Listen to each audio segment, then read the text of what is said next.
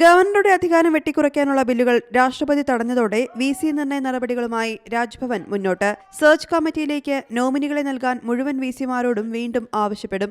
അതേസമയം രാഷ്ട്രപതിയുടെ തീരുമാനത്തിന്റെ നിയമവശങ്ങൾ പരിശോധിച്ച് തുടർ നടപടി സ്വീകരിക്കാനാണ് സംസ്ഥാന സർക്കാരിന്റെ തീരുമാനം. സംസ്ഥാന നിയമസഭ പാസാക്കി ഗവർണർ രാഷ്ട്രപതിക്ക് അയച്ച 7 ബില്ലുകളിൽ ഒന്നിന് മാത്രമാണ് അംഗീകാരം ലഭിച്ചിരിക്കുന്നത്.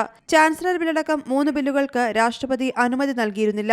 മറ്റു 3 ബില്ലുകൾ രാഷ്ട്രപതിയുടെ പരിഗണനയിലുമാണ്. രാഷ്ട്രപതിയുടെ തീരുമാനം സംസ്ഥാന സർക്കാരിന് വലിയ തിരിച്ചടിയാണ് ഉണ്ടാക്കിയത്. എന്നാൽ ഗവർണറെ സംബന്ധിച്ച് ഏറെ ആശ്വാസകരവും. ലോകായുക്ത ബില്ലിൽ മാത്രമാണ് രാഷ്ട്രപതി ഒപ്പിട്ടത്. ചാൻസലർ സ്ഥാനത്ത് നിന്ന് ഗവർണറെ നീക്കാനുള്ള ബില്ലിനും സർവകലാശാല നിയമ ഭേദഗതി ബില്ലിനും വൈസ് ചാൻസലർമാരെ നിർണ്ണയിക്കുന്ന സെർച്ച് കമ്മിറ്റിയിൽ ഗവർണറുടെ അധികാരം കുറയ്ക്കാനുള്ള ബില്ലിനും രാഷ്ട്രപതി അനുമതി നൽകിയില്ല. ഈ 3 ബില്ലുകളും രാഷ്ട്രപതിയുടെ ഓഫീസ് തിരിച്ചയച്ചു. മറ്റു 3 ബില്ലുകൾ രാഷ്ട്രപതിയുടെ പരിഗണനയിലാണെന്ന് രാഷ്ട്രപതി ഭവന്റെ വാർത്താക്കുറിപ്പിൽ വ്യക്തമാക്കിയിട്ടുണ്ട്. അതേസമയം ബില്ലുകൾക്ക് അംഗീകാരം നൽകാതിരിക്കാനുള്ള അധികാരം രാഷ്ട്രപതിക്കുണ്ടെന്ന് കേന്ദ്ര സർക്കാർ വൃത്തങ്ങൾ പറയുന്നു.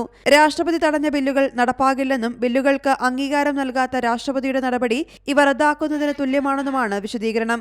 ലോകായുക്ത ബില്ലിനൊപ്പം സർവകലാശാല നിയമ ഭേദഗതി ബിൽ, ചാൻസലർ ബിൽ, സഹകരണ നിയമ ഭേദഗതി bill, search committee expansion bill, സഹകരണ ബിൽ എന്നിവയാണ് രാഷ്ട്രപതിയുടെ പരിഗണനയ്ക്ക് ഗവർണർ അയച്ചത്.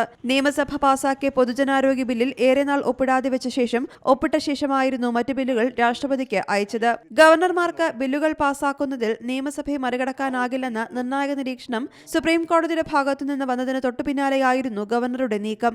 News desk C Malayalam news. ഏറ്റവും പുതിയ വാർത്തകളും വിശേഷങ്ങളും വിരൽ തുമ്പിലറിയാൻ സി മലയാളം ന്യൂസ് എല്ലാ ഡിജിറ്റൽ പ്ലാറ്റ്ഫോമുകളിലും ലഭ്യം.